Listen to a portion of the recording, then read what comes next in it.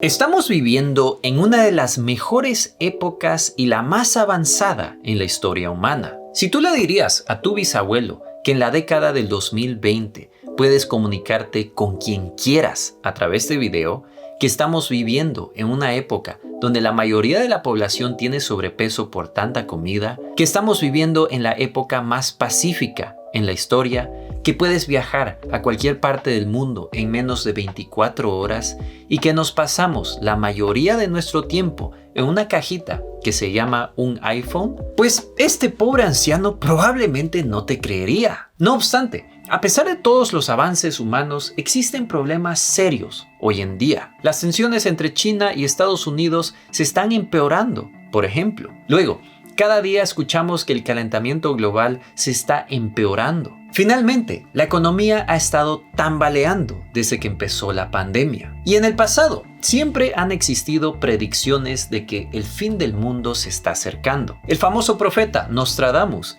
era uno de ellos. Luego, se decía que en el año 2000 iba a haber un colapso social. Finalmente, también había una predicción maya que en el año 2012 se venía el fin del mundo. Sin embargo, una de las universidades más respetadas del mundo, MIT, predijo, gracias a sus análisis estadísticos, macroeconómicos y demográficos, que la sociedad va a colapsar en el año 2040. Pero, ¿cómo predijeron esto? En este video vamos a analizar por qué MIT predice que en el año 2040 se viene un colapso social y también vamos a ver qué deberías hacer tú para prepararte. Y para empezar este video tenemos que volver al año 1972 a la ciudad de Boston, en Massachusetts. Este es el hogar del Massachusetts Institute of Technology, una de las universidades más respetadas del mundo que se especializa en tecnología. En esta universidad se utilizó por primera vez en la historia una computadora para poder hacer una simulación de nuestra sociedad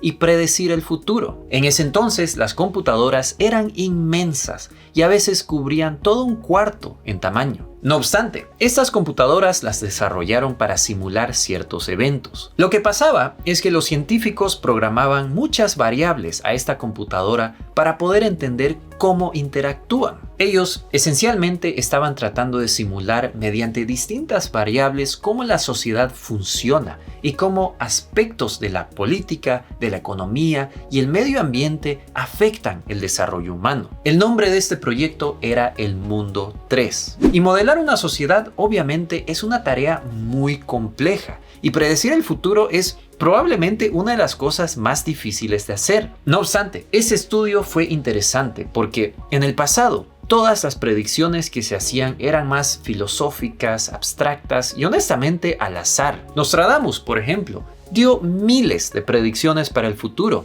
y muy pocas se volvieron realidad. Pero en este caso, MIT le dedicó años y los mejores cerebros al proyecto Mundo 3 para tratar de crear un modelo de nuestra sociedad y cómo esta sociedad se va a desarrollar. Ellos llegaron a detallar cada interacción económica, política y demográfica en su estudio. Detallaban estadísticas como el índice de natalidad de cada país, cómo el avance de tecnología afecta a la economía, la política y a muchas otras cosas más. Pero acuérdense, esto era en el año 1972. En ese entonces, la población humana era un cuarto de lo que es hoy y habían ciertas cosas como el calentamiento global, el carbón en la atmósfera, pandemias y otras cosas que no se conocían muy bien. En fin, ¿qué decía este estudio? ¿Cuál fue su conclusión? Pues el estudio simulaba varios escenarios futuros para la humanidad. Habían escenarios donde el avance tecnológico iba a disminuir y la población humana también iba a disminuir. Pero en otras simulaciones los resultados indicaban una población humana mayor a la nuestra y desarrollo tecnológico superior. No obstante, los científicos eligieron a 3 simulaciones que iban a ser las más probables. La simulación más optimista indicaba que nosotros, gracias al desarrollo de la tecnología, íbamos a poder alimentar a toda la población humana, poder reciclar recursos naturales que extraemos y vivir en paz. Luego, también se indicaba que en el año 2040 el desarrollo general de la población iba a disminuir, ya que la tecnología solo puede crecer de manera exponencial hasta llegar a su punto máximo, como lo dice la ley de Moore. La simulación más intermedia indicaba que nosotros íbamos a tener un buen desarrollo tecnológico, pero que este iba a ir disminuyendo cada año. Luego, la sociedad en este caso no iba a poder solucionar problemas de contaminación. No obstante, el enfoque aquí eran las inversiones en energías renovables e indicaba que éstas iban a asegurarnos un estándar de vida bueno y un desarrollo social estable. Finalmente, la tercera simulación era la más pesimista, que veía una población humana creciendo sin parar, que los niveles de contaminación iban a incrementar de manera exponencial, el desarrollo tecnológico no se centraba en energías renovables y que la producción de comida iba a colapsar después de llegar a su pico en la década de los 2030 gracias al sobreuso de las tierras. Así que si tomamos un paso atrás, según este estudio de MIT, habían 3 escenarios, uno optimista, uno intermedio y uno pesimista. Y lo que determinaba si la sociedad iba a tener éxito o iba a colapsar, mayormente se basaba en el desarrollo tecnológico, en el consumo de recursos renovables y en los niveles de contaminación. Pero nuevamente, este estudio se hizo en el año 1972 y hoy estamos en la década del 2020.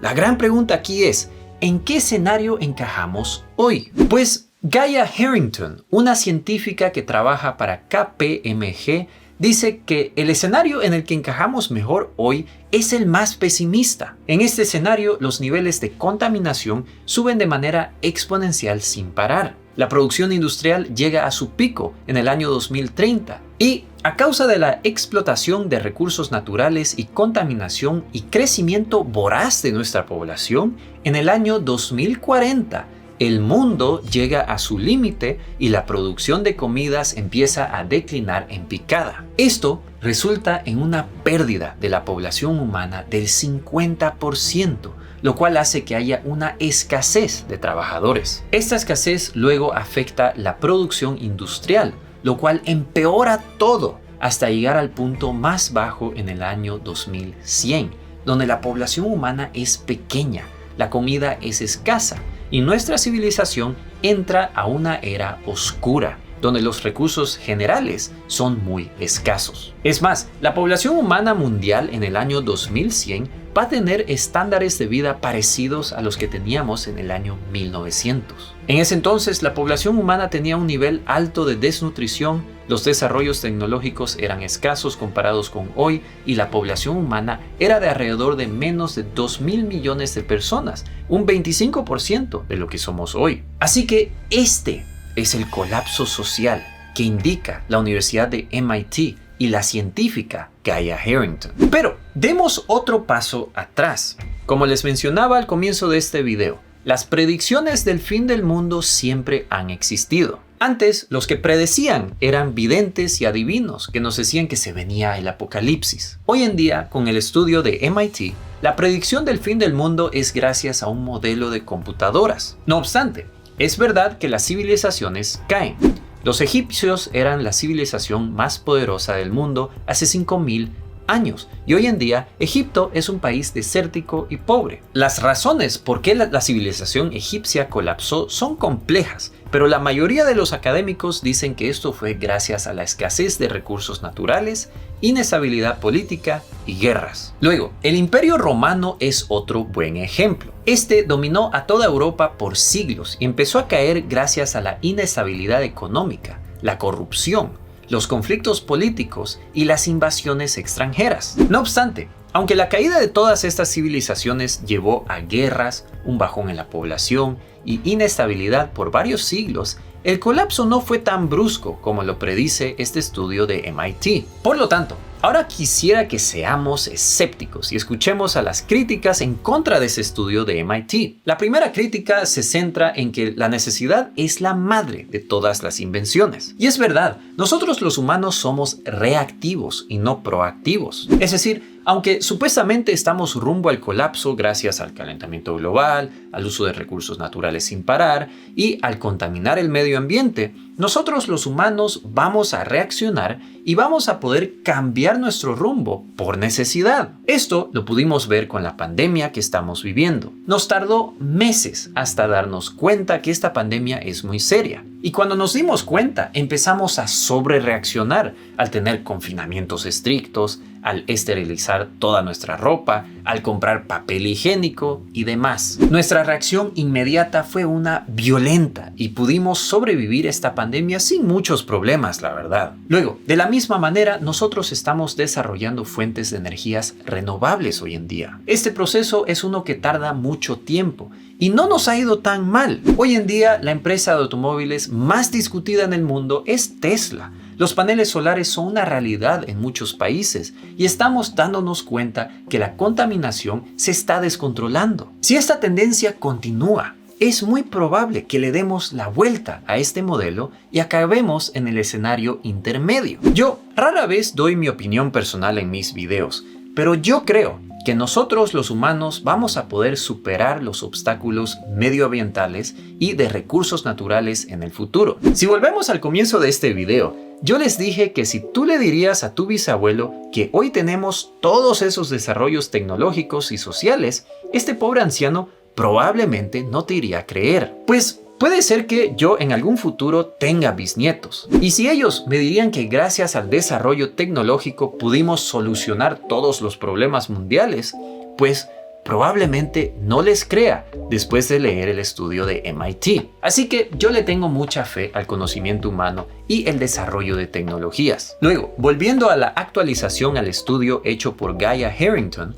ella no concluye que estamos condenados al colapso. No, ella indica que hay esperanzas y llama a los gobiernos mundiales y a la sociedad a transicionar a energías renovables, a dejar de sobreconsumir y dejar de contaminar el medio ambiente. Y eso me lleva a preguntarte a ti.